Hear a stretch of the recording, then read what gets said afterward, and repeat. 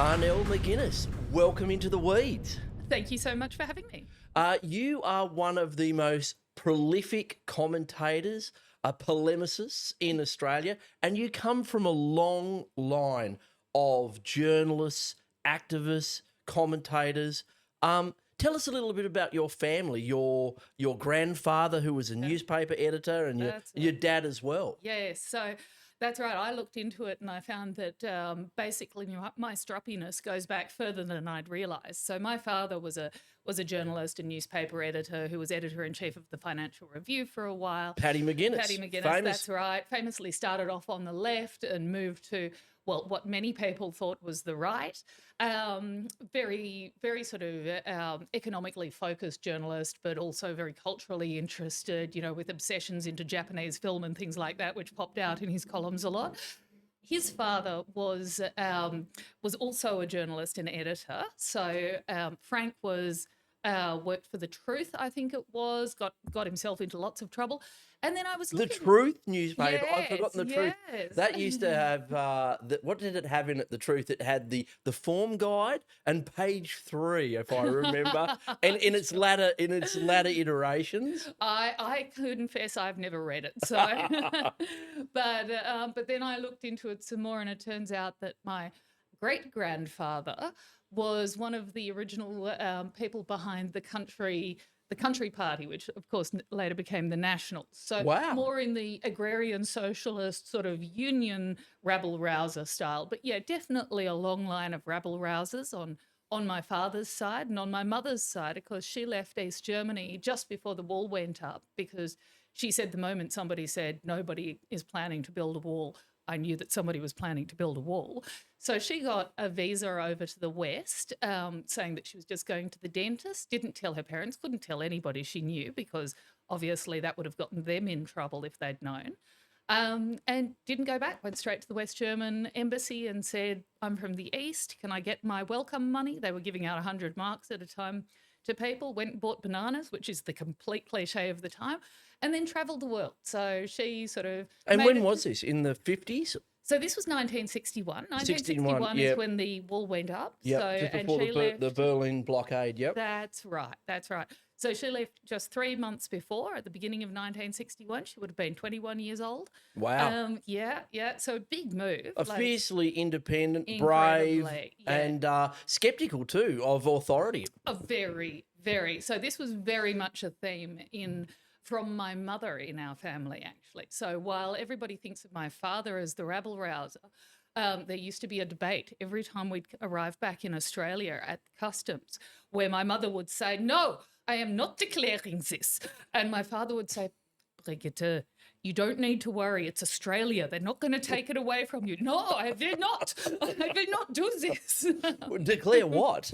Well, whatever it was, she thought she was going to get into trouble for. Well, fantastic to hear that you come from a long line of contrarians and smugglers, it appears. But your dad famously was an anarchist,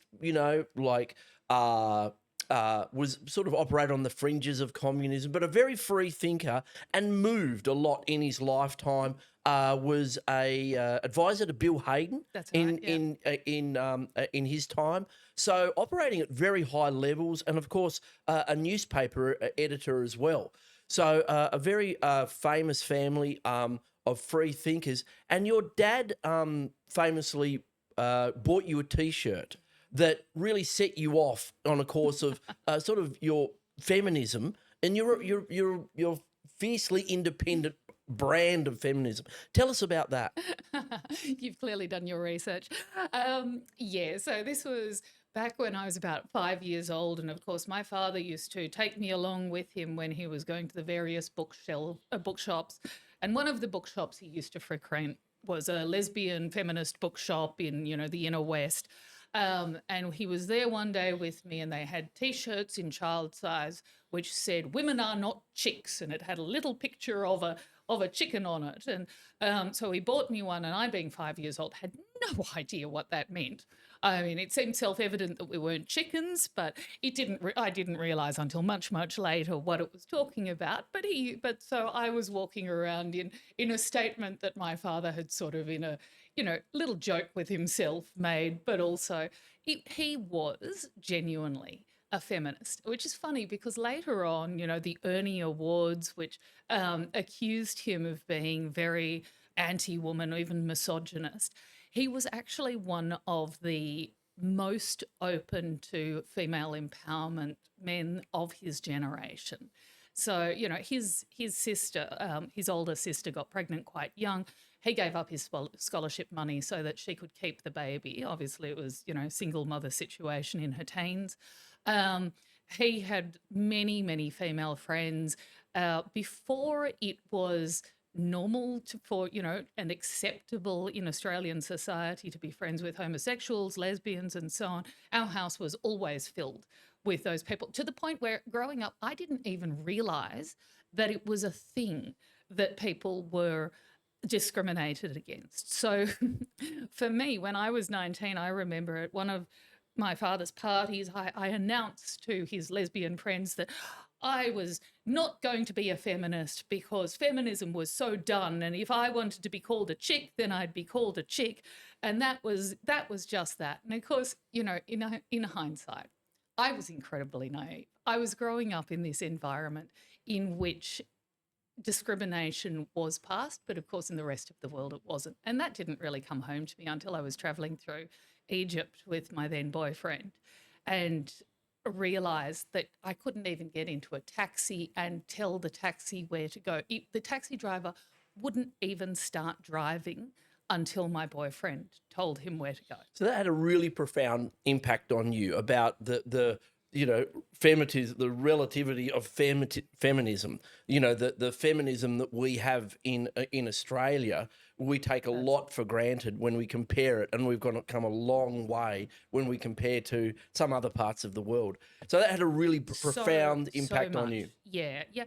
And of course, even in my privileged bubble, as they like to use in the terminology, in my milieu, there just wasn't real, genuine discrimination.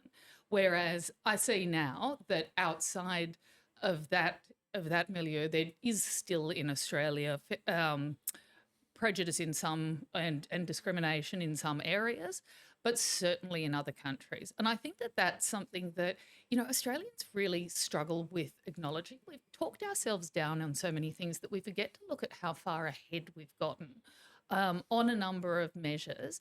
And then we celebrate other countries and cultures in a way that can actually be detrimental to new migrants in Australia who are being kept in discriminatory environments by family units which aren't allowing them to take advantage of the progress that we've made in Australia. Yeah, right. Well, can you expand on that? What do you mean? Like, do you mean like particularly religious, immigrant families, potentially Muslim? So I would call it traditional. Yeah. Because that's a good catch-all for the very traditional thinking. So I started to see it when I was living in Germany, because I accidentally moved into the ghetto, and I was surrounded by immigrants in cultures which hadn't integrated into German society, and you really saw that the women who often married into the family with very little German could only speak the language of the country that they'd come from, were being kept more or less as domestic slaves. And so those women were not able to avail themselves of the benefits of the progress Germany had made as a society.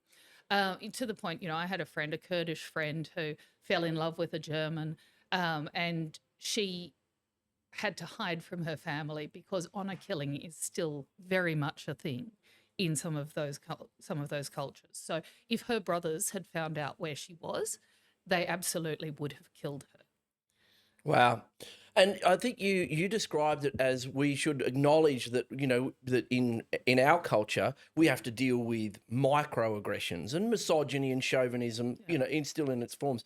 But we don't have to deal with those macro aggressions like honor killings, Right. these types of things.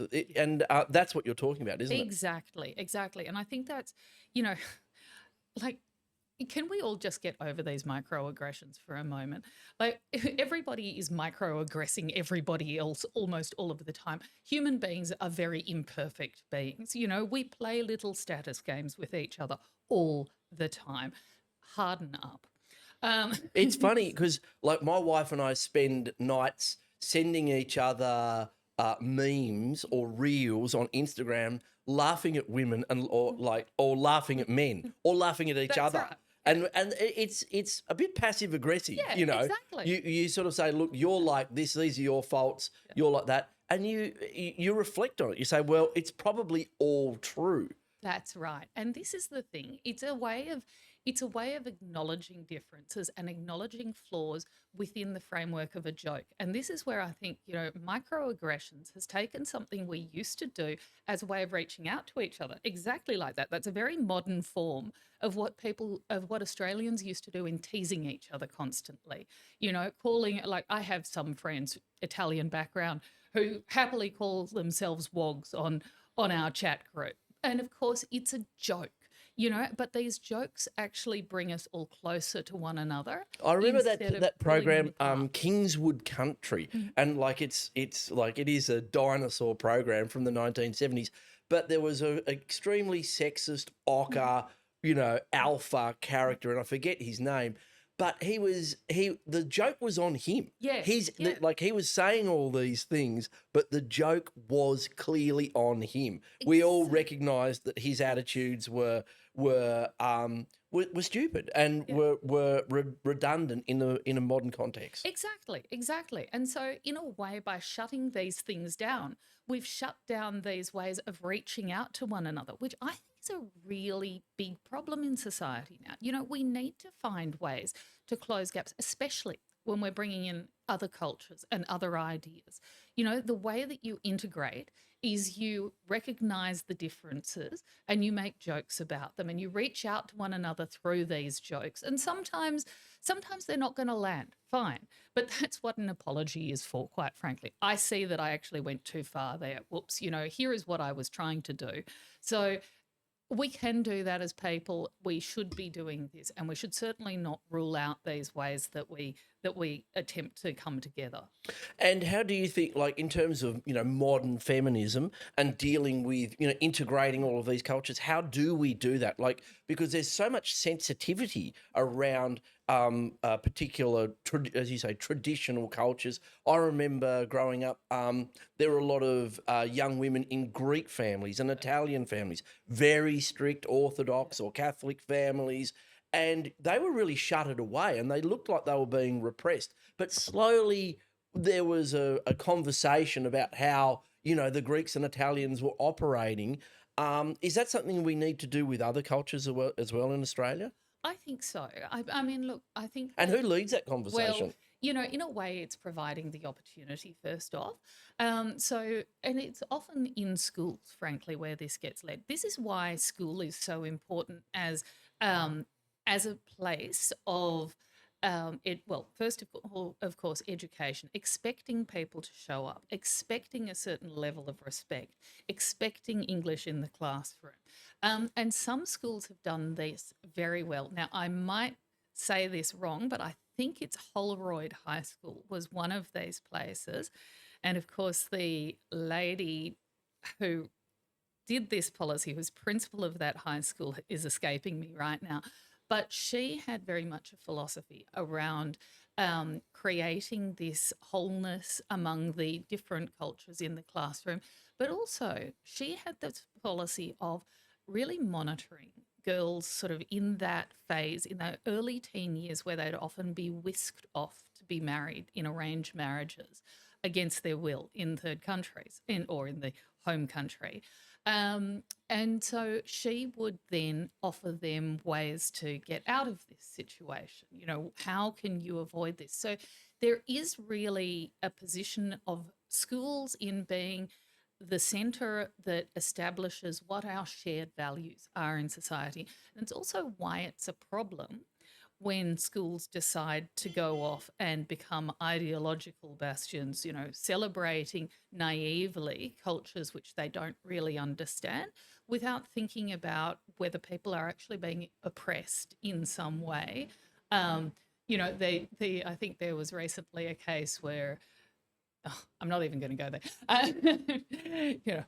Let's not get into all of the trouble right away. But these are really important. You want women to have the opportunity to take advantage of the freedoms that are available in our society. And the way that they get to do that is by learning what those freedoms are, what those civic rights are, having the education to be able to remove themselves from a traditional unit that they don't want to be part of, but also acknowledging, of course, that some women will choose a traditional life path and that is okay once the options have been made available. So if a woman decides that she wants to stay home with the children, I am all for it, but that should be a choice that she is able to make. And that if they do make that choice, that the state will support them in that, in terms of laws and the messaging and these things. And so I think what you're saying is if the state all of a sudden says, well, this particular cohort has virtue and we're going to we're ascribing a particular virtue to this difference, and then it makes us unable to have a conversation about some of the problems, that really can be a lead to a very slippery slope, can't it? I'm not quite clear on what you mean. Well, if the state turns around and if society and the state says, look, that this particular cohort of people live in a particular way and they're beyond reproach, we're ascribing virtue to them. That's right, and you're essentially closing off the opportunity of somebody to say, I choose not to be part of this. So if you and that is partly also why, in a way, it's dangerous that we have created all of these sub-bodies in society. Like, it was actually John Howard refused to fund a lot of cultural bodies and so on. And the reason that, and he described it in terms which are very on the nose now. Oh, multiculturalism is terrible and so on. Now we tend to think of multiculturalism as multi-ethnicism, and we are therefore for it because we like people from other backgrounds and so on. But really the point that he was making was that you need to be able to find a shared culture. So multiculturalism where we're separated isn't great. And he saw bodies which are funded to create the leaders of those communities actually lead to a separation in society. Yep. Because, of course, the moment you fund something, you get more of it. You create, so that funding these bodies elevated people who were otherwise unimportant to the status of leaders and created bodies which had a logic to campaign for something in order to secure money, in a sort of circular to perpetuate that difference. That's right. And I suppose that's in part what we saw with The Voice. That people went, well, hold on, this is creating another sort of class of leader and another institution that is entrenching sort of difference. Yeah. Yes, that's right. And I mean, I think it's funny with The Voice because I think people saw it on very many different levels. So I think that's the idea that finally crystallized in the mind of the broad swathe of Australians, was that we're entrenching difference and we should be one people. And I think that's such a laudable sort of sentiment. For me, it was something different. So I've done some work in remote Indigenous communities in northeast Arnhem Land. And what I have seen in these situations is that some of the organisations around these communities tend to repress them more than they free them. And so what I saw in that was that this body, which claimed to be a voice, would actually end up being a repressive organisation which kept people in line in a way, didn't actually allow them to express what they wanted to be in society. And, and partly even these remote communities are exactly an expression of that already. Like, they were created out of this idea by Nugget Coombs, out of this idea that that the people who wanted to live on their homelands should all live as communists. Now, what made anybody think that Indigenous Australians were communists to begin with? I'm not sure that they had a political system of that kind. And yet the way that those communities were set up, When you say communist, you mean like there's no private ownership, there's no equity, private equity, there's no reward for effort in terms of that's everything's given to everything everyone is equally, shared. everything's That's right. shared, And that is not how Indigenous societies worked. But that was a sort of 1960s view of what the noble savages might have ideally been doing. And it's caused a lot of damage imposing that idea on these communities. And to be frank, I think that it's one of the reasons that it's one of the many things, there are a number of things, one of the many things holding Indigenous Australians in some parts of Australia back. is the fact that they're in these communities, these remote communities, they can't get ahead, they can't get ownership, they can't break the cycle of poverty. Exactly. Yeah, that's fascinating. So you've spent a lot of time working in policy areas across Australia, not just feminism, but you've been a strategic advisor to various political parties, including the Liberal Party, and for a short period the Greens. Tell us a little bit about the working for the German Greens and how you found yourself there.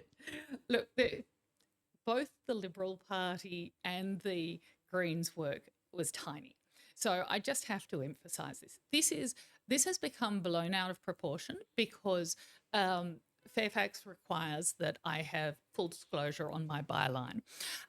So as a result, when I first started writing this column, I had done some work previously on a little website which was an experiment in communicating policy in an accessible way. It was called The Fair Go. It didn't last long. It was really just an experiment, which was then decided, we decided not to proceed with.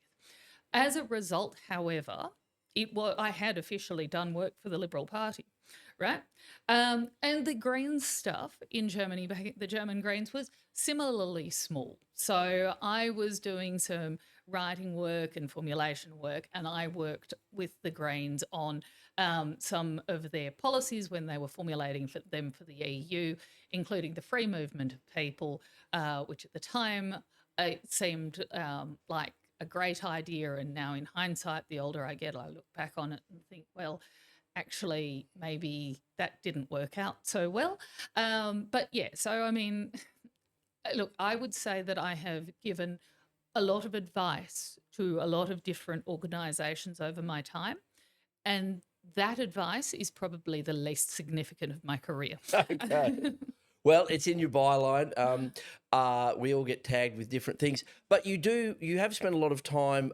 Your mother's East German, Yes. and we've seen in East Germany the rise of the right, and in actual fact, the far right re-emerging. What's your take on that? Why are we seeing this happen in Germany? Yeah.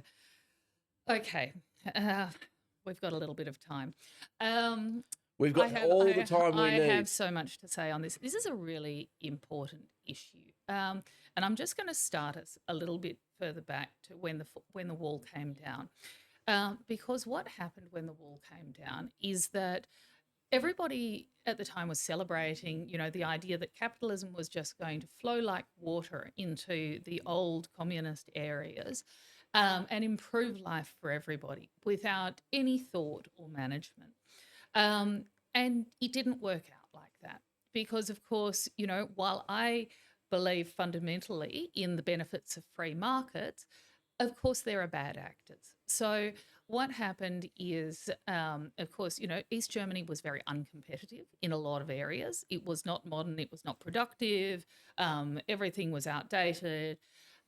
So a lot of companies came in and looked at this arable land and all of the potential there and said, hey, we can buy this really cheap and make it much more productive. But what does modernizing something very quickly mean to the people who are there? Well, it often means that the jobs that they have had in the form that they've had them just suddenly cease to exist. And this was not being done with any government thought as to what's happening to these people, or how can we stage them into capitalism in a way that actually benefits them. So as a result, a lot of people got left behind, and left behind in a really big, sad way. I mean, it ripped the core out of families. As I said, my family were in East Germany. Basically, anybody with any get up and go got up and left East Germany at that time. So my family scattered, who were from Ebersbach, which is sort of near Dresden, in that area, in key AfD territory now, scattered to the seven winds, off into West Germany, the former West Germany. Remind me what AfD stands for again. The Alternative für Deutschland, the alternative for Germany. So they, so basically, there was a lot of misery, and people really had trouble adapting, and sort of giving people handouts doesn't do the same thing as helping them adjust to the new society. So there are a lot of people who are now just welfare dependent in that area of the world. So this happened, and then what they see is all of these immigrants coming into Germany. And all of a sudden, these immigrants are getting more benefits and being looked after better than the East Germans, who felt like they were essentially thrown on the scrap heap in this process. Now, from the West, we might see that differently, but let's think about for a second how it looked to them. So this is, to my mind, how the AfD has become such a force there, because the East Germans just felt like they were third-class citizens. They weren't even as important as the new people, the asylum seekers or non-asylum seekers who were being brought in for economic reasons. And they have pushed back on this. Now, the AfD is an interesting proposition. So the AfD started as more or less just a Eurosceptic party. And they were really talking about the EU isn't a great idea. They warned about a lot of the things which have come to pass, including that the currency union, the monetary union, would be a disaster, which it has been, because, of course, you get low-income countries bolted together with high-income countries in a way that means that the low-income countries have their currency pegged high, so they can't devalue their currency or to make their products cheaper and their work cheaper when times are bad, and when that's required. And so what you end up with is the high-income countries bailing them out, and subsidising. That's right. And a sort of resentment, a mutual resentment, has grown up as a result. You end up with Greece. Yeah, exactly. The Greece-Germany problem, which was, oh my God, so bad back then. Anyway, so the AfD started off in this sort of skeptical mould. Are they nationalist? Because they're often, people throw around the N word, but they're like are they overtly nationalist? Well, I would say they're pro-nation, pro-German, but nationalist, what does it even mean, right? Yeah. It actually means we are not just pro opening our borders up to anything and anybody who wants to come in. We think that there is a value in the nation as a cohesive whole. Borders mean something, right? Culture means something. So the AfD kind of were at that sort of classical liberal phase, really, but then essentially in 2015, when Angela Merkel led all of the migrants in, there was the million Syrian immigrants who came in, many of whom were not Syrian, by the way, or asylum seekers. Huge Turkish population in Germany already, and a lot of people. So that's right, which is already hasn't been integrated and has caused problems. So this was kind of the million asylum seekers were compounding an issue that existed in Germany already.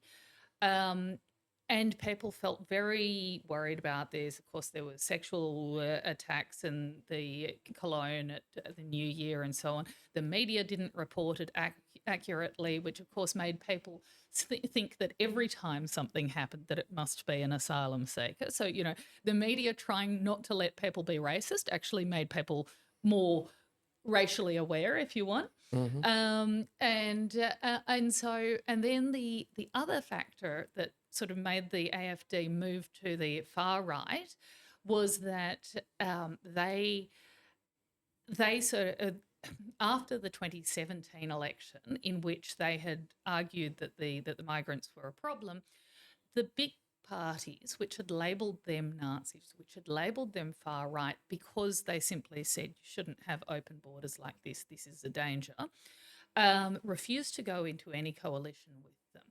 Now, up until that point, I would have said the AFD was simply a conservative classical liberal party which had a focus on immigration. After the big parties refused to go into coalition with it, it had a choice to make, and it essentially was going to shrink or it was going to go more extreme. It went more extreme. Now I think there is a genuine problem because there are neo-Nazi elements in it. But of course, the problem that the AFD had identified never got solved by the coalition partners of the big parties. And so people are now voting for this party, which has always talked about the issues they care about. But the problem is there are genuinely concerning elements in it now. It's a fascinating place, Germany, the politics there, because that's Sorry. okay, that's fine. People just that's out of shot. That's fine. We'll just cut that. That's all right. That's good. It's a really fascinating place, Germany, because you don't have this binary like left, right, Labor coalition. You basically have 5 big voting blocks, a couple on the left, a couple on the right. So you have the Christian Democrats, you have the Socialists, you have the Greens, and you have Die Linke. You even have like Die Linke, Die Linke, the old communists out in eastern East Germany as well. So it's a very it's a real rainbow, and but it's polarized. It's moved to the right. One of the fascinating things I've been raising in Parliament, and I wonder if you've thought about it, is population. There's a lot of pressure coming on our economies to like import people to prop up our GDP because of low fertility rates. There's this massive conflict. The Lowy Institute wrote a paper recently suggesting that population policy will replace climate policy as the most pressing issue globally in the incoming decades. And I've been a climate activist previously, and I think that there's a lot of strength there. Is what was driving this really about propping up the population, bringing in people from somewhere to prop up the population, to prop up economic growth? Yes, and of course you've got to remember that Australia has also always had the idea that we might be annexed by a large country nearby unless we have a sufficient population. So we've forgotten that in the most recent debate, that there was a national strategic or national security aspect to increasing the population. And I think that I agree with you. It's going to be one of the great debates of our time is population and how you get that population. I think that we've just stuffed it up from the beginning because we never talked about integration, or we let go of the idea of integration and culture too early. Whereas really, look, people do move around the globe and we want them to move around. It's actually a good thing. What you don't want is uncontrolled influxes of people who don't share a culture and never intend to. That's not a benefit to anybody. So we need both, we need to be clear about what are the cultural values that we really think are important in a country. And I think for me, that's really easy. Like, I'm a classical liberal to my core. I think it's so important that we share values of sort of freedom of thought, freedom of speech, tolerance, acceptance, but not, forcing things upon one another. So I think it's really easy to define what makes Australia great. The rule of law, things like that, simple. So, But just on that, yeah, how do you define tolerance? Because that's something you've spoken about. yeah, That one person's tolerance is different to another. Like, yeah. could you expand on that? Well, I mean, tolerance means that I don't have to love what you're doing. And this is, again, like this is where the progressive side of politics Their really attitude, stuff they say things up. you have to. That's right. They said tolerance isn't enough. You have to accept, you have to celebrate then. They kept on ratcheting up. And you know what? I don't want to I don't have to celebrate everything that you do. But it's okay for me to just tolerate it and say, he's harming nobody. I won't I'm not going to worry about that one. So I think that we need to come back to some of those values. Like there are things that are my business because as a society, if you're doing them, you're compromising our general fabric. And there are things which simply aren't, and so get out of those things. And that and but I should not be forced. None of us should be forced to go out there and celebrate something that that we don't subscribe to 100%. So have that live and let live a bit. That's really important. Um, and I think that now I've lost the thread of where we were Well, before but that. basically, we needed to enshrine those values Yeah, before we just pull the lever on, open borders, mass yeah, migration. exactly. And but then also be clear about it. Like so, these citizenship tests that we do, they're cute. Like I mean, obviously. Signing a test or signing a paper or doing a little test isn't going to get somebody to subscribe to a set of fundamental values. Rather, it has to be clear that these are the values that they're expected to live by when they're here. And that comes back to what we were talking about before in terms of giving people the options to live in their traditional family or to leave it. So it is not okay to for you to keep your children in some kind of traditional situation that they no longer want to be in. But it is okay to live in a traditional way as long as you are not at odds with the culture of the society. At odds with in terms of preventing it from continuing to hold that culture, if that's how you want to live. And so, which raises the interesting point of like you're free to then to be critical of someone if they wear a burqa Yeah. or they wear a bikini. Where do we draw the line at vilification and hate? Because Yeah. that's where it gets really critical, isn't it? When you can be critical of someone. We've just passed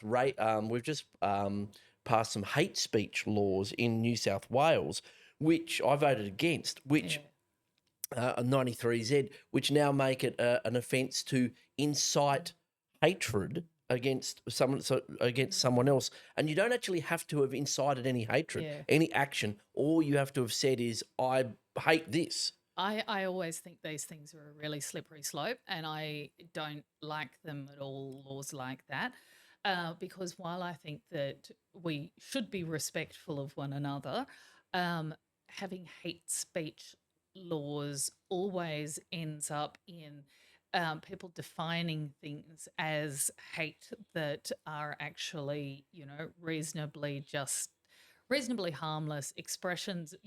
It's this is it comes at odds with free speech, with the ability to, as George Brandis said, to be a bigot sometimes, but for us all then to say, you know what, that was a bit bigoted and here is why. And I think this is the thing that we've really lost is if you don't like what somebody says, if you disagree with their argument, the best thing you can do is to stand up and say, I disagree with you with what you said and with your argument, and this is why. Produce a better argument. And the moment you're just shutting people down because you didn't like something they said, you're really you're going into dangerous territory as society. My feeling is that these things always backfire on precisely the people who want them. And it's funny because like politicians as a class who bring in that rule give themselves the power to say whatever they want. Yeah. We can go into the parliament Yep. and say whatever we want under parliamentary privilege. Look at someone like Mark Latham. He does all the time. I've said some red hot things in Parliament all the time. Yet we're saying, and so they can do it free from being criminalised. But it's an interesting time where hate speech. You have to be inciting violence. You don't have to be causing harm to someone else. It's just that the threat, there may be harm caused by someone, yeah, I think it's a as you say, a very slippery slope. But it's something that modern, especially Western societies, are going to have to grapple with this integration of immigration, because it's not going to go away because of our low fertility rates.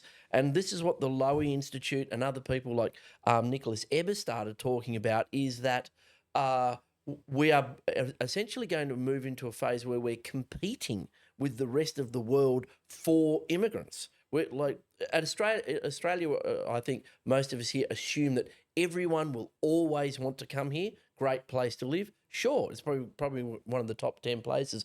But Canada, Sweden, the United States, France, Germany, these places, great places to live as well. We're going to be essential. My belief is that we're going to be competing, especially with other skilled countries like where there's an economic development like Japan, China, Malaysia, Thailand, Vietnam, these East Asian countries where they've got population decline. They are opening up their immigration to allow more people in. Ultimately, we're going to be in a competition.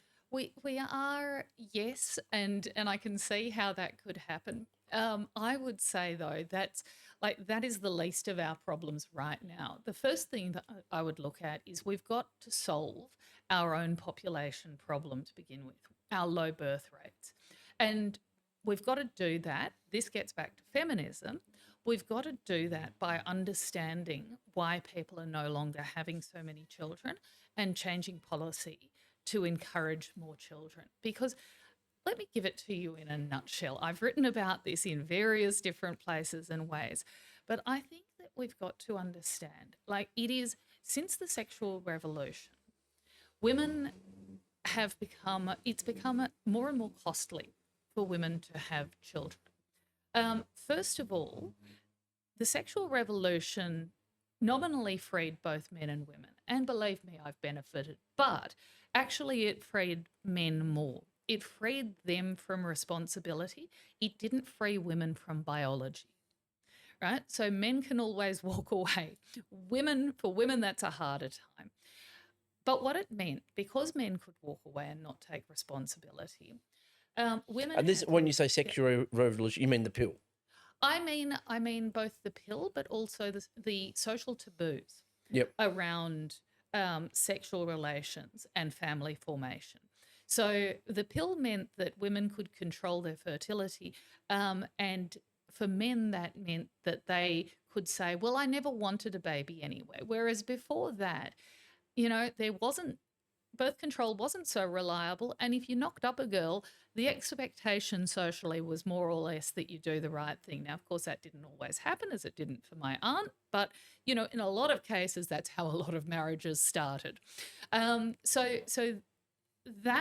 But when that was taken out of the way, when women could no longer rely on men being around, but women still have the biological urge a lot of the time to have children, what do you do?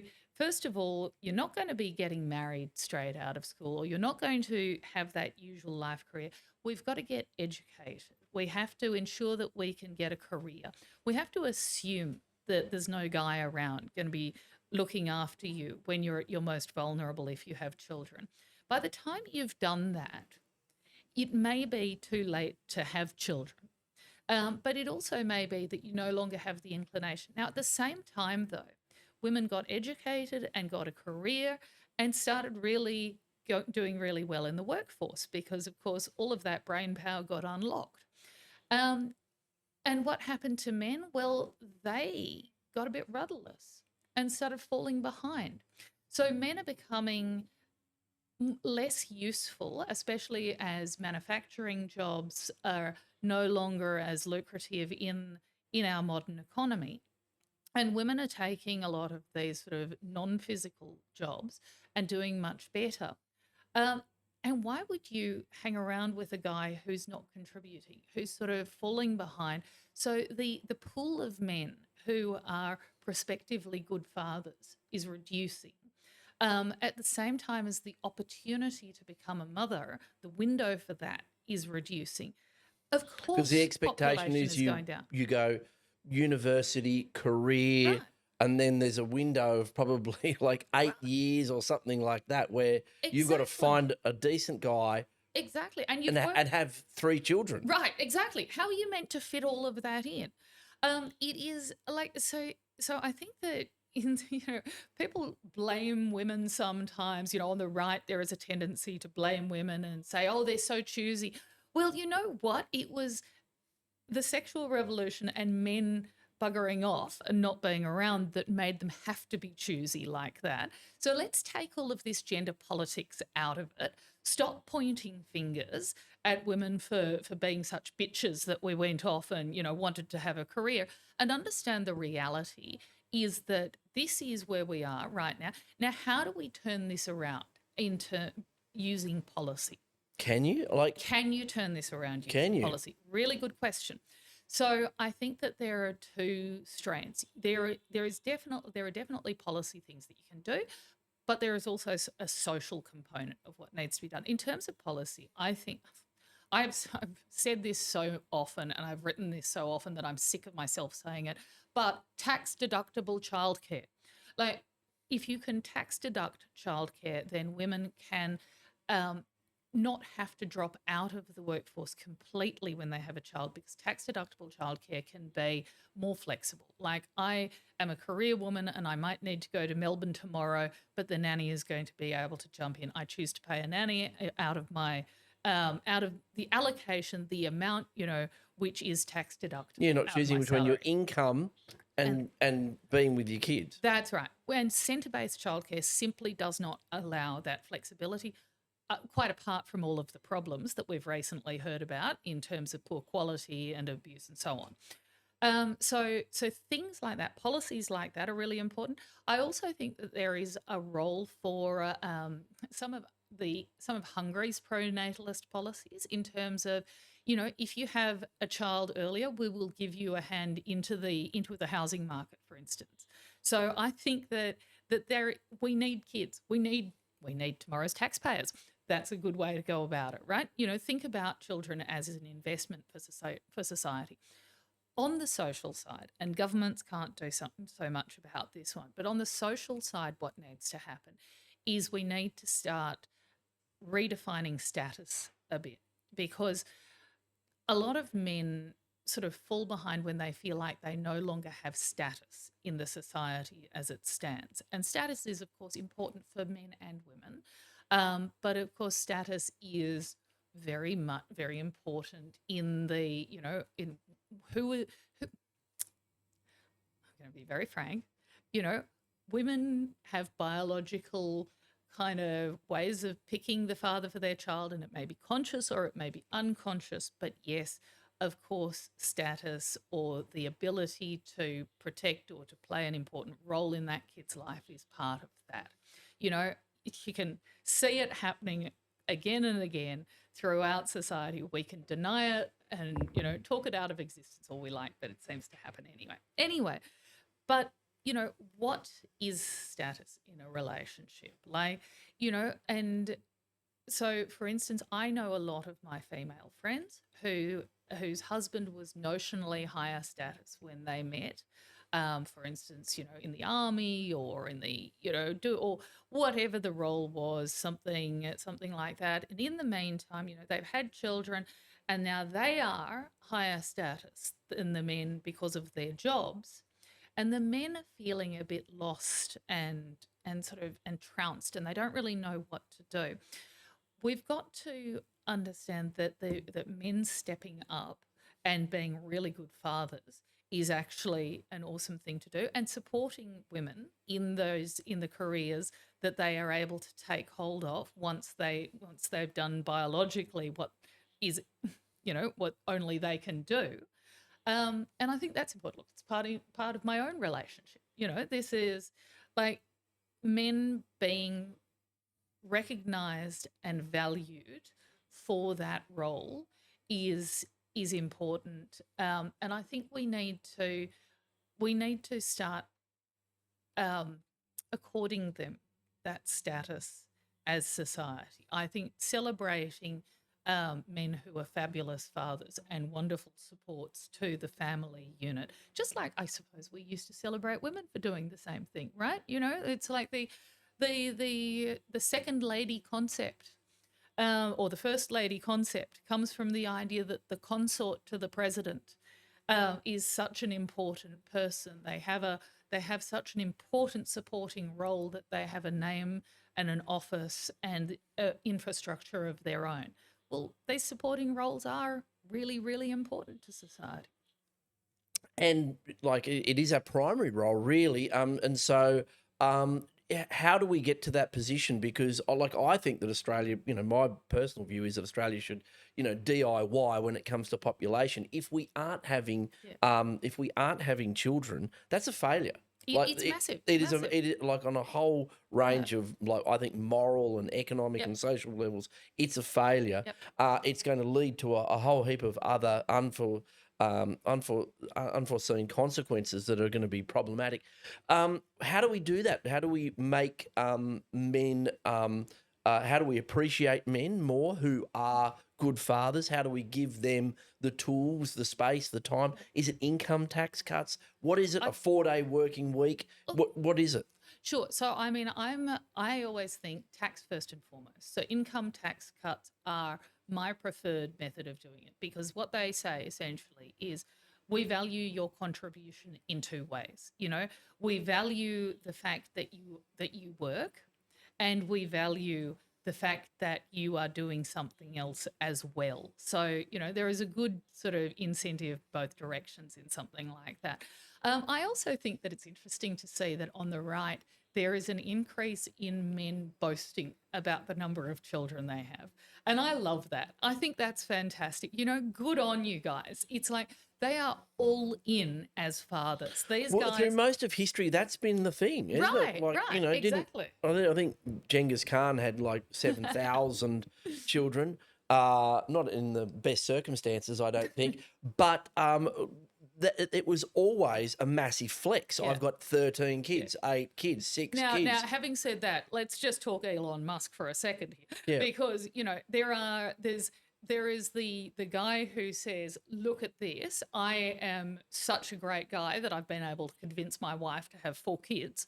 And then there is the Elon Musk model. And I'm like, while I disturbing, isn't it? While I really, really rate his work in making children visible in public, which I think is another part of this, like bringing his kids into public, such an important sort of communication of children are important to our society. And, when children are welcome in public places, then so are parents. But aside from that, I think that this idea of I'm going to go around impregnating people wildly is just, it's like, this is not a way to create a set of well-adjusted children. No. I would have a lot more respect for him if he said, look, I'm going to go hell for leather. I've found the woman who's willing to do as many kids with me as we can possibly get to, and I'm going to be a very present father for all of them. Yeah, rather than the sort of motley crew attitude. All over the shop, On tour. I mean, and this sort of harem thing, it's sort of, I just don't see how a bunch of well-adjusted kids are going to come out of that or situation. however well-adjusted women are going to sign up to Yeah, that sort of relationship. of course. Look, I'm not a big fan of income tax. Someone who's spent a bit of time on the left, but I'm not a massive fan. I just don't understand why we tax such a good. I thought tax was I all know, about right? Yeah, taxing bads, waste, yeah. corruption, Hmm. nepotism, Hmm. the bads in our society. Income, especially like personal income. I'm talking Yeah, about, corporate tax. You go out there, you're selling your labor, and you're getting absolutely flogged for it, and it means you can't have kids. It's certainly an area. What other areas? Because it's like I'm obsessed with it, with yeah, population. yeah. I look at you look at Korea. They're like all hands to the pump, trying to boost their super critically low fertility rates. And no one's really doing it well. Yeah. So some of the suggestions are like a baby bonus, like on a sliding Yeah. scale. The younger you do it, the more And kids you uh, do. that's right. Well, this is what Hungary's recognition was. And I mean, Hungary is not a great example because the policy hasn't worked out that well there yet. Or, I don't know if it's going to work out well. But it does seem to make sense from a policy perspective Because that you, Orban there is making the choice. He's going, that's we right. either have our own or Yeah. we're going to have, they're Right. coming from Romania or they're coming from Exactly. somewhere. And but the insight is correct that the younger that a woman has her first child, the more children she's likely to have in the course of her life, partly because you realize that they're awesome. This is something I think also that we don't bring home to young people enough is what a joy it is to have children. I get so frustrated when I read all of these articles about, oh, it's so hard and I get nagged by people and the juggle and all of this. There is just nothing that compares to the joy and the laughter that you get from the moment your baby is born. Like there is a pet can maybe give you a glimpse at what that's going to be like, but it just doesn't compare. So yes, And I've seen, like, I saw an ad recently. I can't remember what it was for. There's a woman, she's on a veranda. She's having this idyllic sort of romantic lunch with this fellow. And the fellow starts whining like a child, going, like, Robbie stole my lemonade. And then there's a sort of fade in, and then she's there, and she's not having this romantic dinner. She's having lunch with what must be her daughter, and then the ad is like, "Wouldn't you rather be somewhere else?" And it was like a real attack, I thought, on like humanity, yeah, like on yeah, the relationship between a mother and her child. yeah, And I thought it was it's an attitude that's sort of becoming pervasive, that children are a pain in the ass, right, drag them around. Why would you do it? yeah, Like, why would you have three I children? don't know. Like you're never going to visit Petra or go to Yeah, Machu yeah, Picchu or yeah, wherever it is yeah, while you've got five yeah, kids. So make the choice. yeah. And it's like seen as, it's not a status symbol. No, no, and and again, once again, this is where we need to celebrate people who make this choice but also to to talk about the joy of children, and how much better they make your life. Yes, they can be hard sometimes. Yes, they can be a royal pain in the ass, but they but there is so much compensation, and I think that we just, as a society, we constantly talk that down. We talk down the importance of family, and also the fact that into your older age, what are you going to be looking back at when you're in your armchair and stuck in your armchair? So I always think this is everything I do in life is an investment in when I'm immobile in an armchair. What is the story that I'm going to be able to tell? Who is the person who's going to want to come and visit me? What's your What are the legacy? relationships that I will have around me? These are the things, and those relationships are what is going to be there for you if you've invested in them well, if you have created those things. That's what's going to be there for you.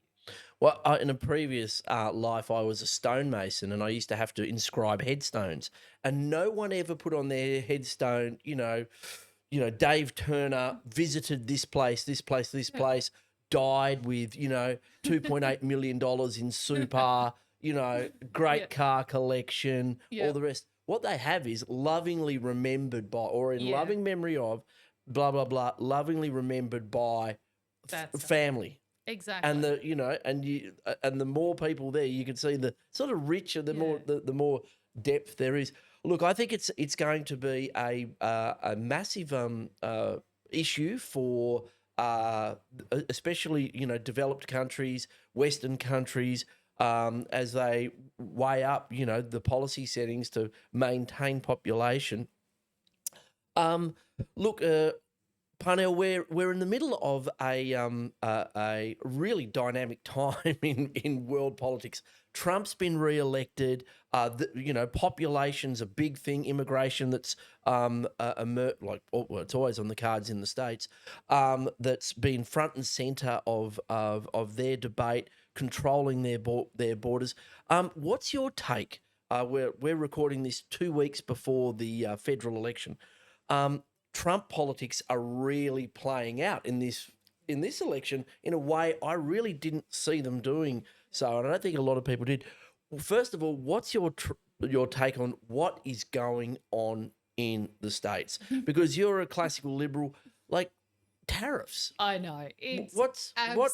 well, look, It's bananas. I'm loving it in a way because put aside the economic damage to the world, I'm loving it because I feel like we're going to get a generation of economically literate kids out of this situation, right? Tariffs, competitive advantage of nations, all of those things are so abstract.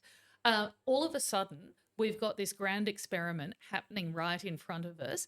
And I reckon a bunch of young people are going to learn why tariffs are bad, why competitive advantage is important, and this is like a live action version of the essay I Pencil about how everything comes from a different part of the world and a different specialization to come together into the most efficient way to create something. So, That's the story of how you make it, how globalization means that you can have a pencil that costs 80 cents in your hand whenever you want it, right. Yeah. rather than stat pencil that costs you $4.50, and you have to share with your Well, friends. or just, I mean, the way that the story is done is it sort of imagines you had to start from scratch making your own pencil. Yes. Like, and you Order start the thinking, oh, graphite. well, okay, I could get a bit of wood and I could do that, but how am I going to make the graphite? How am I going to even get the razor blade to make the stick into the shape that I need it to be? All of these things, like so many things, like, the steel and all of the bits that go together into just something very simple shows how complex our world has, how complex it is to make a simple thing and how much we need these different supply chains. Now, that's quite aside from the fact that China has been abusing free trade for a long time, I think. So I think Trump's advisors have started with an important insight, and that is that China has used some of its so called free trade with the world to put itself at a position of strategic advantage. And it does that by manipulating its own currency. It does that by, I would say, probably dumping in some instances, like exporting things at a price cheaper than it's made them because it is creating a kind of dependency on And components. they've got state-owned corporations that can just That's absorb the right. cost. Exactly. And, as people have pointed out, like now that we're talking higher tech goods, we also don't know what sort of technology is built into some of these things. So, what can be done with them from afar? And this is one of the concerns that was around Huawei. One of the reasons why Huawei wasn't allowed to take up important contracts in Australia. Or buy the not buy Telstra, was it? Yeah, I think that's right. Yeah, and but also where I think we should be thinking about what are the other imports that from China that we're bringing in, that countries in the West are bringing in, that might have some strategic advantage for China in a scenario of a China which is getting increasingly warlike. So I think that there is an important insight behind the concern about China and trade with China, but somehow it's been blown out of control into this tariff idea, which, first of all, I'm not even sure that Trump is using tariff in the right way. To me, when he says we're going to put tariffs on countries which import fentanyl and don't control their borders properly, that's a sanction. That's not a tariff. So I'm not sure he Because quite they're not understands taxing what these fentanyl at the border. Right, exactly. So I'm not quite sure he understands what tariffs are. And then he clearly didn't understand. But isn't what, he saying there, look, you're doing that here, so we're putting a tariff. We're not putting a tariff on the fentanyl. Yeah. We're just putting a tariff on all your But goods. that's a sanction. Yes, true. That's a sanction. That's a sanction, yeah. So I mean, so first of all, sometimes this is why sometimes being a pedant helps. I think, sort of like, let's understand what's actually happening here. And if somebody had sat Trump down and said, okay, we're going to have sanctions against countries with fentanyl, maybe that would have helped. Canada. But yeah, okay. So if they're not controlling their borders in a way that is allowing a large number of illegal immigrants or a large amount of illegal substance to come over, then you can say, okay, we're going to sanction you until you get this shit sorted out.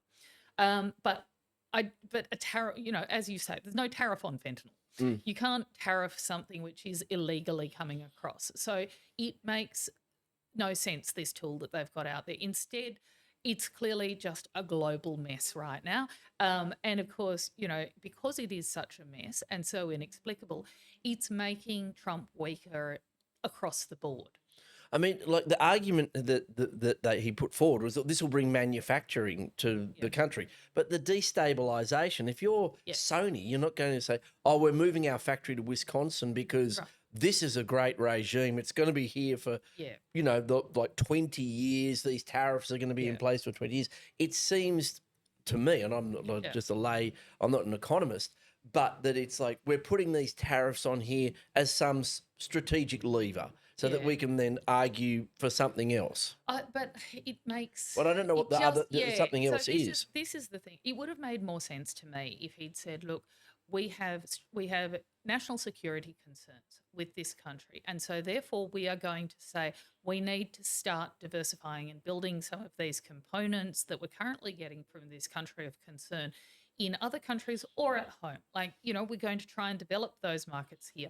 That is a completely different approach to this holy schmozzle that is currently going on. Because he's just exempted electronic goods. Exactly, right. So like chips and electronic goods. But they're the things that you'd think that they would be looking at, like advanced tech that they would be trying to onshore. Exactly. And not only that, but like if it was from a values perspective, these are the things which we reckon are being built with slave labor in the Uyghur province, by Uyghurs in Xinjiang. So like... And by American companies that you can put some pressure on too. You can say to Microsoft and Nvidia and all the rest, This is a values problem. So this is the thing. He hasn't put this any sort of cohesive thinking around it apparently. And that's what is causing blowback into Australia. Because I think, with the cultural stuff, that there is some cohesive thinking around that from the Trump campaign. Like they sort of understand that. They clearly do not understand economics, but they did understand that there was a concern that people had that the progressive overreach was shutting down society in weird ways. That hiring people who were unqualified for roles because of some DEI thing wasn't a great idea, was causing resentment in other areas, and all of that cultural stuff. Like whether you agree with the depths of it, and I think that Trump's side of politics can get too extreme now as well. There was a great, I heard a great poem actually by a guy who said, "Who knew that draining the swamp meant sacking national park rangers?" When it gets to someone like that, it seems like it's becoming. And I think most people go, hey, look, the state gets, top heavy, and a bit of a clean out is probably good, but, not primary school teachers, not abolishing the Department of Education. And this is the thing. It's like it's all done so chaotically and rather than saying, okay, now we're in power, let's start from first principles on this. And so there is an issue in this area. The issue is X. We are now going to address it with some evidence-based policy in this way. Like that would make sense. Instead, it's just all of this sort of random slash and burn. Like what is happening at the moment, my great fear, and I always thought this was going to happen, but I didn't realize it was going to happen quite this quickly, is that, of course, whenever you drain the swamp, essentially what you do is just replace the swamp. So it's just replacing at the rate of knots. Like they are cutting things that they do not understand and replacing them with other rent seekers that they probably also don't understand really. Nobody is going to end up better out of this. They haven't been methodical and thoughtful about it in any way. Meanwhile, they're losing credibility because they're tanking the global economy with these bullshit tariffs. That is going to weaken Trump's position negotiating with Putin over Ukraine. It's going to weaken his negotiations with Iran and with the Middle East. So the country's setting up a different current, basically fixing a different currency. You've got all the you've got India and China and the rest looking to move away, and a trading bloc all of a sudden emerging between China and Europe. It seems like counterproductive. Totally. So absolute disaster. There was a moment there after the election where it looked like Trump really had a handle on things. It looked like Trump Mark 1 was chaos, Trump Mark 2 actually had a plan and knew. 120, executive orders in a day, and you're going, hey, well, they had a plan. They day one. Turns out, well, see, I actually still think that they had a plan, but what is happening is that there are different people jostling for position, and sometimes one of them will become ascendant and sometimes the other, because Trump's attention span is short and possibly his grasp of these things is not of the genius level caliber that he thinks it is. So it's all devolving into a disaster, which is harming the world. And all of this blowback, of course, it's screwed up Pierre Poilievre, who was the prospective next Prime Minister of Canada. So, he was in the box seat. He was just running home. That's he was right. like an absolute favourite after Trudeau just, imploded. And here in domestic politics as well. And you raise the issue of Canada because, look, Australia's been an ally of the United States its entire existence. Yeah. We fought in World War One together, World War Two, Korea, Vietnam, everywhere. Yeah. We've backed them everywhere in the UN. And the quid pro quo has always been, well, you're aircraft carriers. Essentially that you'll come down here and park your aircraft carriers at Garden Island, and they're on our team. Yep. And you'll do that if China gets, nationalistic and militaristic, if India does, or someone does, whoever, Botswana, whoever. But when I think a lot of people saw Trump saying, we're going to take over Canada. Yeah. They went, oh, hold on.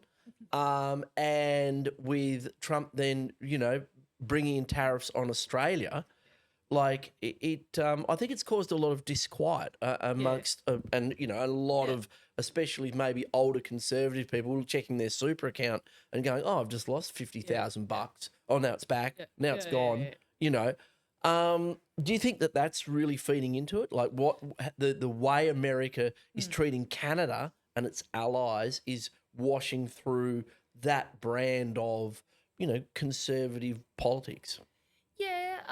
I don't think that is it. Well, depends on which conservatives you speak to. I mean, there are those who have been skeptical of Trump all along. And then there are the sort of the Trumpist side who are still in the phase of making excuses for him, but I would say sort of starting to get a little bit wobbly, although in some company you will still get a full-throated defense.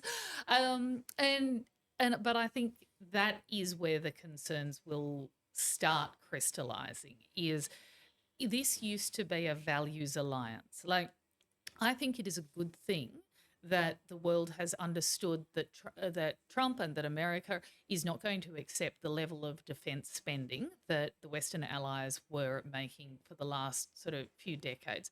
Like, we have been underspending in defense, and it is true that America originally wanted it that way. America originally wanted to be the sort of the big cop and with all of these dependents. But over the last few decades, they have been asking nicely, but more and more frequently and stridently, for everybody to up their defence spending. And frankly, And we Europe's haven't. doing that now, though. Europe is all of a sudden doing it. Germany's right? like 5% And of Australia is all of GDP, a I sudden think. doing it. Even New Zealand has now doubled its defence spending. What? I know, right? So in a way, so that worked out really well from the whole Trump saying, you guys have got to stand on your own 2 feet. I think that's really important. But that then has to also be complemented by a remembering that we are part of a values alliance. We're the West, and the West doesn't mean we're just on geographically on one part of the world. It is a values alliance. Again, back to that sort of rule of law, tolerance. Like, what are the things that we believe in that make our societies a great place to be? So it is saying, okay, we are friends on these things. And we want to strengthen each other and support each other based on these things. So Elon Musk came up with the idea of a free trade bloc between the US and Europe, which obviously would benefit Tesla because he'll be able to sell more electric cars and Tesla batteries and so on. But it is also a values alliance, which makes sense. And including Australia and Canada in that would make sense as well. And that is, again, where Trump has just Trump's all over the shop ideas compromise what should be a really good move in the direction of we are all going to understand that we have to be more that we need to defend ourselves, that we need to be better armed in order to ensure peace, and we need to be better allies in order to ensure that we form a credible bloc against any emerging threat from a dictatorship that might not want us to live by those values. And do you think that in terms of potential dictatorships or like a real one that may not want us to live by those values, do you think that this chaos is massively emboldened Putin? Because Trump came in and said, look, it's not even in the papers anymore. I follow the Institute of Study, the Institute for the Study of War, and just in one battlefield, I forget the name of it. It's just part of the Donbass. But just this year, there's been 50,000 Russians killed in one battlefield. More that's more Americans than died in Vietnam, and that's in the first 5 months of this year on one part of that front. It is a slaughterhouse, and it's getting worse. Trump said he was going to fix that problem. We're seeing, cruise missiles and drones smashing into Ukraine on a daily basis. Saying that they're less inclined to provide them the materiel that the Ukrainians need. What's going to happen? Yeah. Well, I mean, look, China, Russia, they always benefit. Iran, they always benefit when there's chaos. The other thing they said that recently too was that the Ukrainians have started picking up Chinese. Yeah. Chinese nationals fighting on the front line, not just North Koreans, Chinese, which made me sit up and go, I know, right? Yeah, right. Me too. This is now becoming what is going on. What is going on here? That's right. That's right. And of course, partly that is because, as you say, they've killed so many of their own people. Yeah, ridiculous. That they are now having to bring in mercenaries from elsewhere.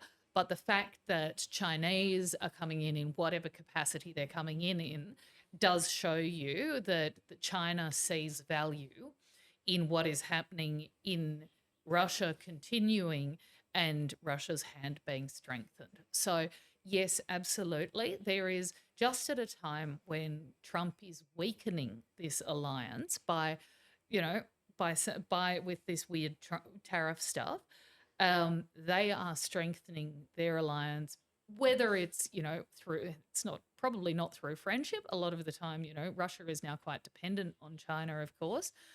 because Russia is just a basket case economically.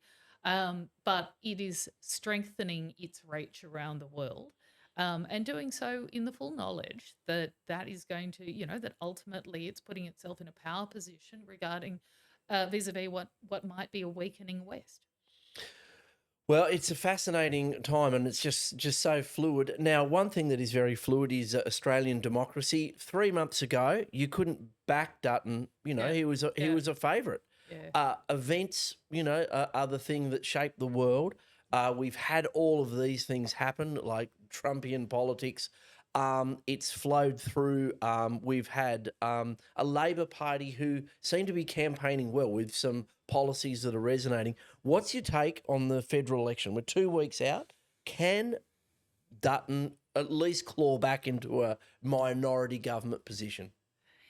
Well, I was just speaking to some people about this today, some campaign veterans, and they were naming a series of events that changed campaigns, pivotal points in campaigns that turned them around in the last couple of weeks, which will become a column, by the way.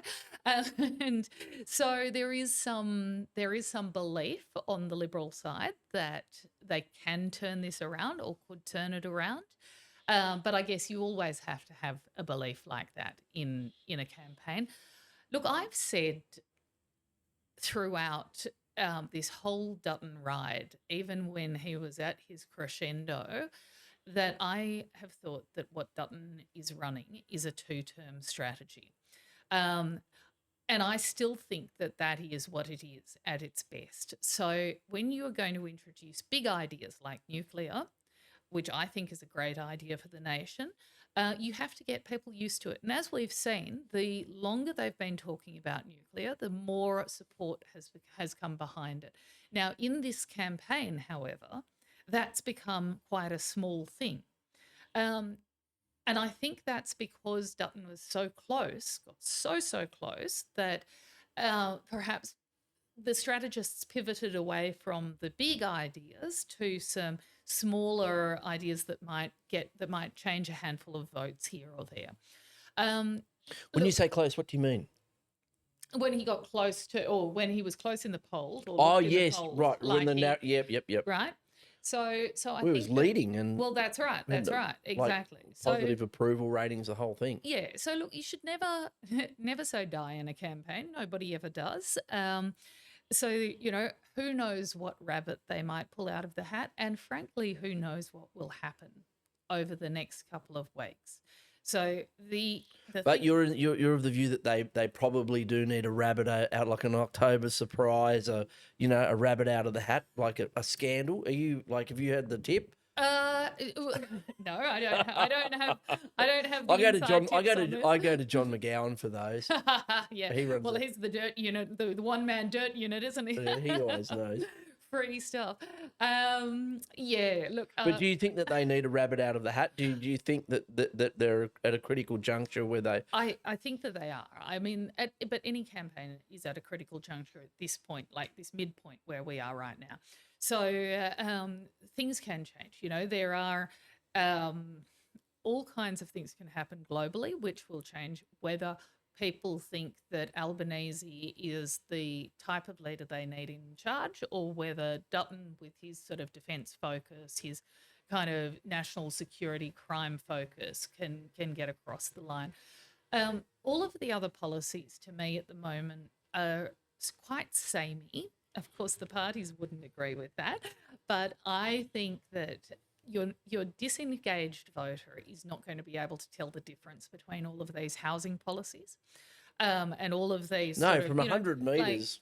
all of these income tax and fuel excise and so on. Like, unless you've got a handful of voters fixated on, this is my one thing, I'm just voting on fuel excise, that might get a few votes. But basically, I think there is so much noise at the moment, that I think a lot of these offers will cancel each other out, and that will favour Albanese, unless something happens to cut through on an issue which really matters to people. And that can still happen. There is just, like, it's at this stage of a campaign that a lot of people will give up and sort of think, oh well, we're getting depressed, we may as well go home. Well, all kinds of stuff will pop up in politics, and I'm not talking dirt units now, because I think the dirt units are they've more or less had their day. You see these stories coming out at the moment, and I'm like, yawn. Like there is nothing big coming out anymore. And John McGowan is quite right on this. It's partly because dirt units drove all of the interesting people out of politics, and so there's nobody with any They've been decent dirt in their background. pre-digested, haven't they? Everyone's Oh my been, goodness! chewed up and spat out But and yeah, look, reconstituted. this is another hobby horse that I've got entirely. Like, I mean, this is a bad thing when you get such boring people in politics, because nobody who's done anything interesting in their lives, i.e., nobody who's done anything really except focus on politics, is eligible to run for it. That's a situation in which you end up with a bunch of career politicians, which is, voila, what we have.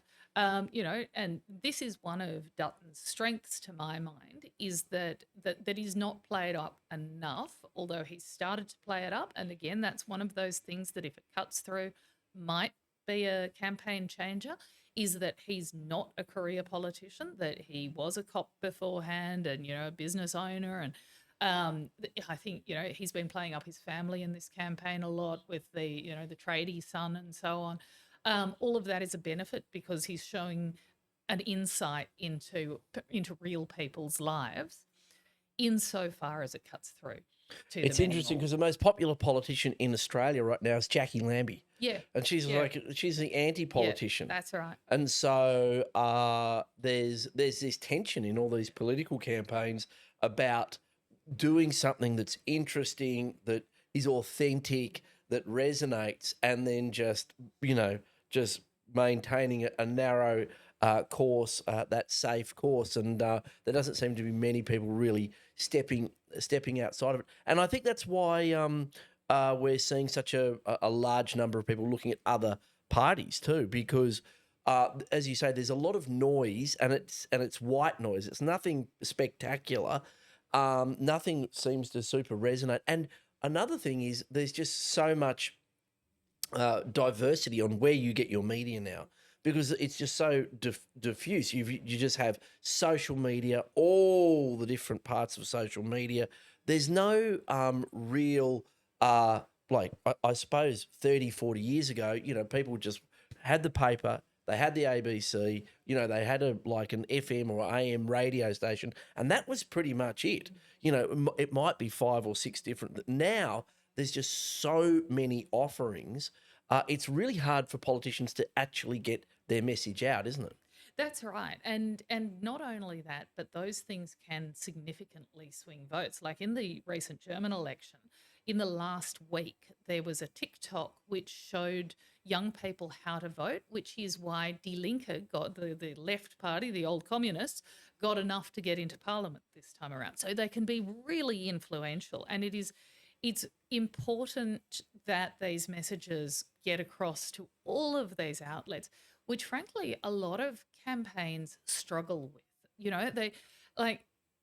A lot of campaigners are still, the ones with the most strategic insight are too old to, or aren't natives with these technologies, and so therefore neglect a lot of the avenues to get in front of the people who they need to be in front of in order to change the minds.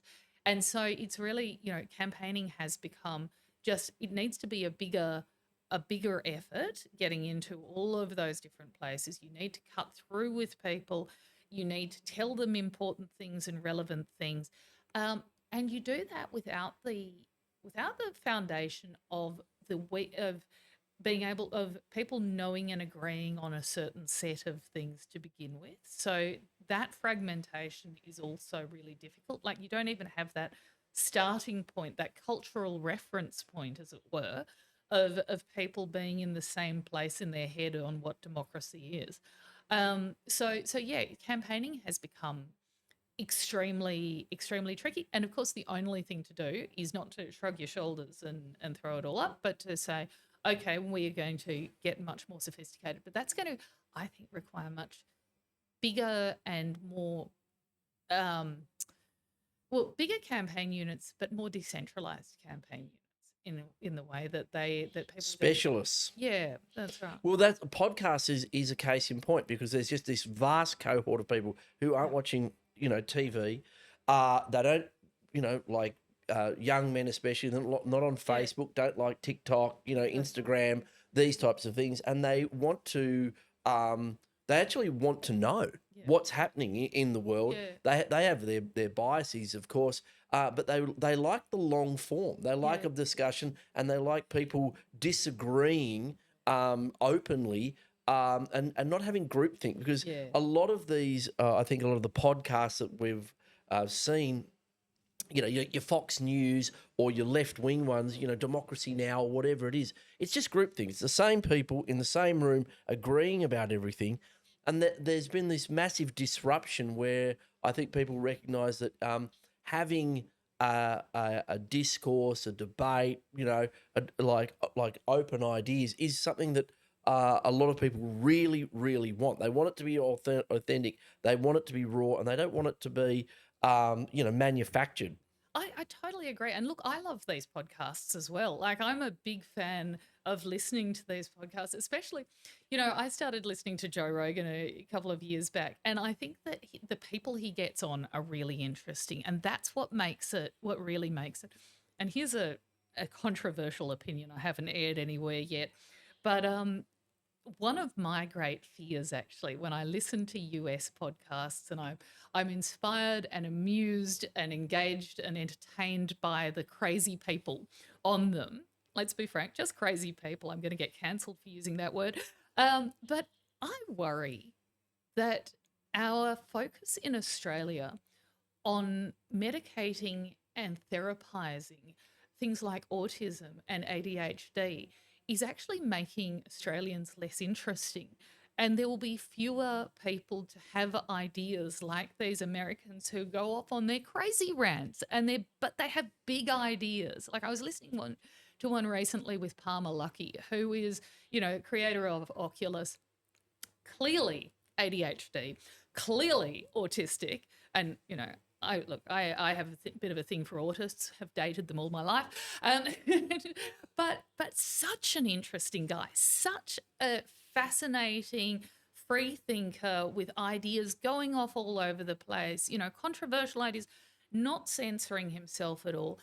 And I worry when I listen to that with so many people dialing down their personal characteristics, which make them unusual, which make them have ideas which are different and cutting through in the world, we're going to lose that. Ritalin is going to kill all of these ADHDs.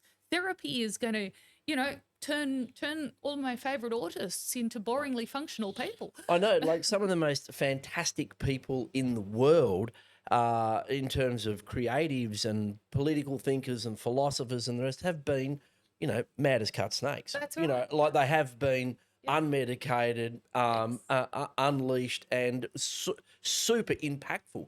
Right. There was a comedian I saw the other day, and he said, I've got old school ADHD." He said, because when rather than when I'm having an episode, I'm on Ritalin. He said, I'm on the fucking roof. Yeah, he's on the roof with no top on, screaming his head off. And that's like, I'm Gen X, and I come from that background where we were all just called hypo. Yeah. You were just hypo. Yeah. Hypo Jeremy. He's climbing a tree or doing something. That's exactly right. This sanitized. People want to see people expressing ideas, contesting ideas, and for it to be real, not some artifice, not some prefabricated set play, and that's what they're looking for. And I think they want like their voices heard too, Australian voices, local voices, these things. So I think that this is a space where we're going to see more and more of that. I saw just this week.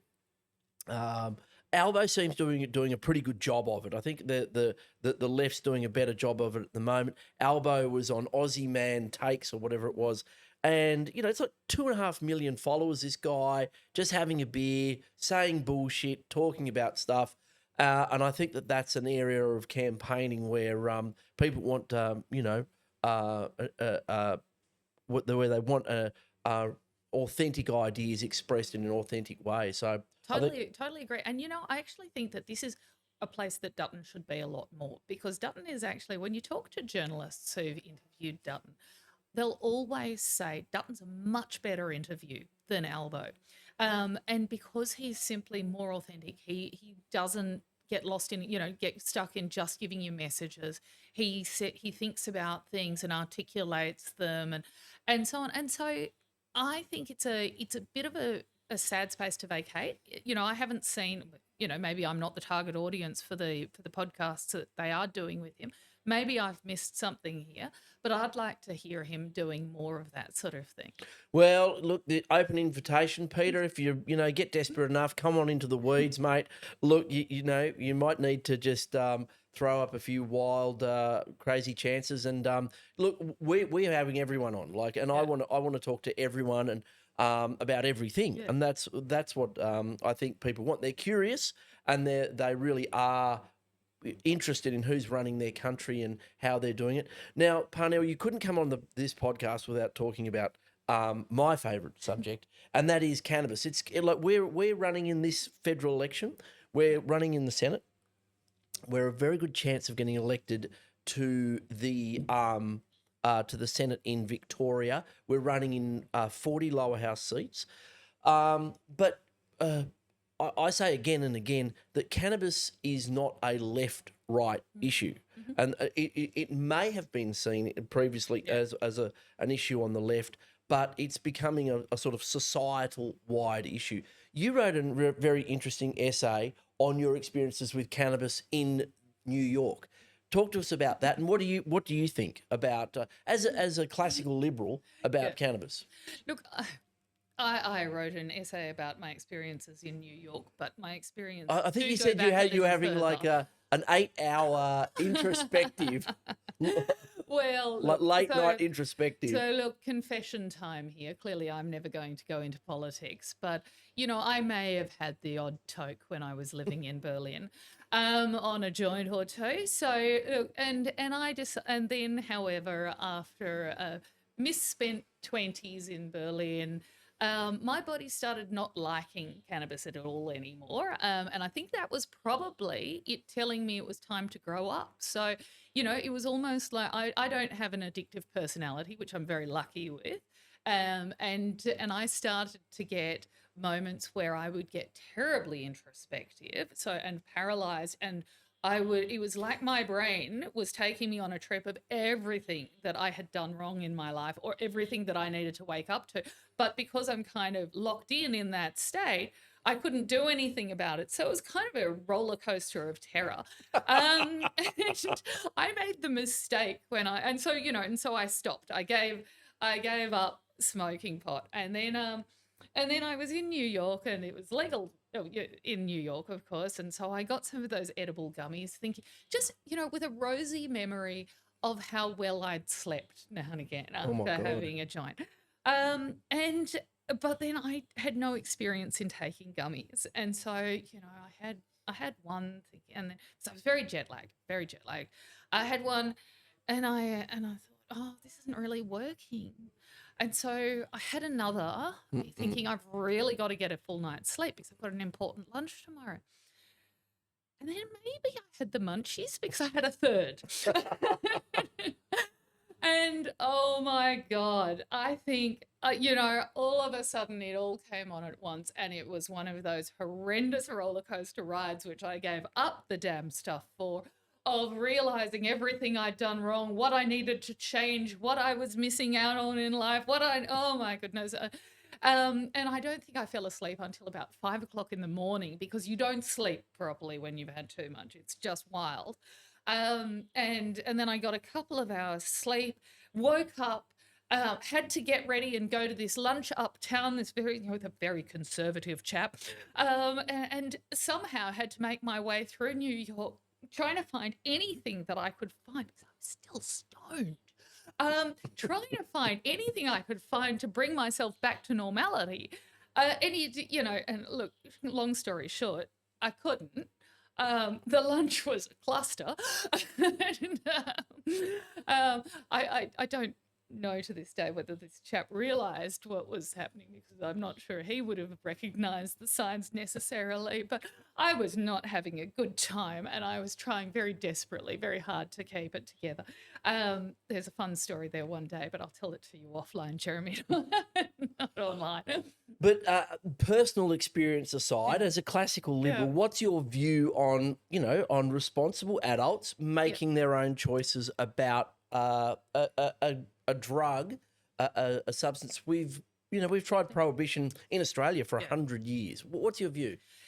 My view is complicated on this precisely because of my own experience. I think that I am not for prohibition on these sorts of things, but I do also acknowledge that that cannabis is not always good, especially for young men in a certain period of their sort of teenage to early 20s.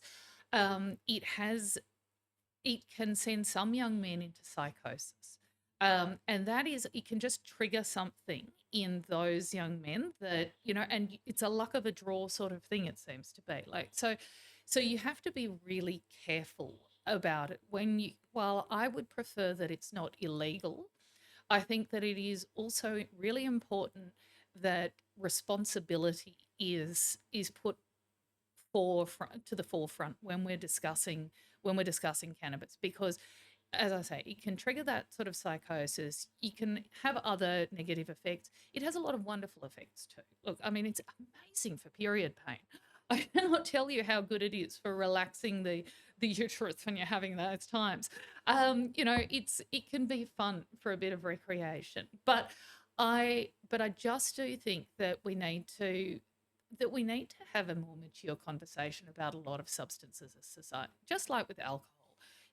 Australians are not very responsible with alcohol in a way that, weirdly enough, you don't get in Germany, where, well, I'm not even sure if marijuana was decriminalized when I was there, but certainly it was everywhere. But people drank and smoked more responsibly than I see people doing in Australia. You'd have a couple of beers and share a joint among friends, and the point was not to get so fucked up that you couldn't. Sorry, can I even say that? You can say fucked up. That you couldn't do anything. That Yeah. that you were incapable of looking after yourself, basically. So I think that's where. In a way, we infantilize ourselves as society, and then we act like infants. So I would like to see a society that talks about giving adults choices of what to do with their own free time, but also emphasizes responsibility around that. Yeah, it's a really, really good point. I haven't had it put like that, in terms of the infantilizing, people, and then they act like infants. It's a really good point. You give people responsibility.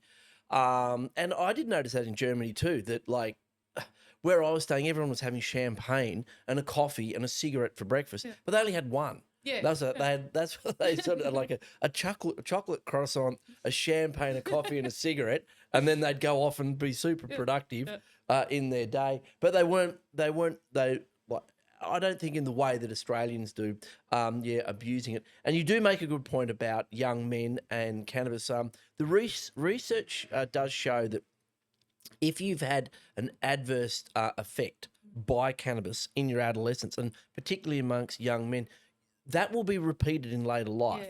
That impact on you happens in later life again and again. So that seems to be sort of embedded in how your physiology deals with it. But those conversations, I think, are better had if we're dealing with it in a responsible, open way, rather than just saying. Well, so this is the thing, when it's all kind of taboo as a society, you never get to have those discussions properly. And I think that it's really important to have them, because we all know that people are doing things, oh my goodness, doing illegal things all the time. So yeah, I would prefer that we were having sensible, grown-up discussions about this stuff, and that is across the board on a lot of things, not just on cannabis. I think that it's really important to understand that just wishing that people didn't do something doesn't turn into them not doing something. And the best way to ensure that people are responsible is by treating them as though they have responsibility. Well, I couldn't put it better myself, and I think it is part of what we're about is having those adult discussions. I think we've just had one, Parnell. I really appreciate your insights, your impact, and the effort you've made, regardless of your political views, to create a better Australia. You and your family have been leaders, thought leaders, for a very, very long time in this country, and I very much appreciate you taking the time to come and have a discussion with me and our viewers and listeners on Into the Weeds. Thank you very much. Thanks so much for having me. It's been really fun. Thanks, Parnell.